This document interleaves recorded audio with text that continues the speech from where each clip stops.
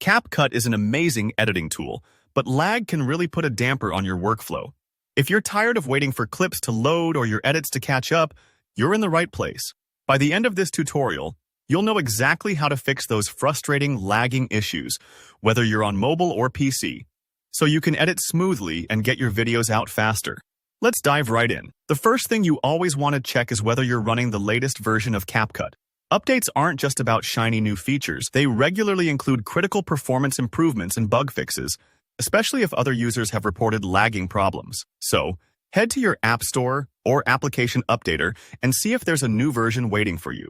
Installing updates can be like getting a fresh tune-up for your editing engine. Next, it's smart to clear CapCut's cache. Over time, as you edit and preview videos, CapCut stores temporary files to help speed things up.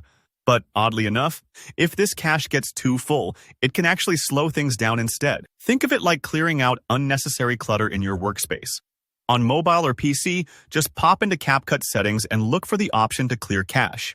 Don't worry, this doesn't delete your projects, just those extra temporary files that are weighing things down. A hidden culprit behind lag is background apps gobbling up your device's resources. If you're running lots of other apps or browser tabs while using CapCut, your device might be stretched too thin. Try closing anything you don't need while editing. On a phone, just swipe away background apps. On a computer, close any programs you're not using. Freeing up RAM and processing power can make a noticeable difference. Think of it like giving CapCut first dibs at your device's engine. Sometimes, the simplest solution is the most effective. Restart your device. This refreshes your system, clears up temporary memory issues, and frees up resources.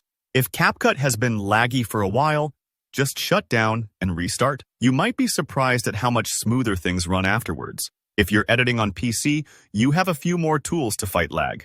One of the best tricks is lowering the preview quality.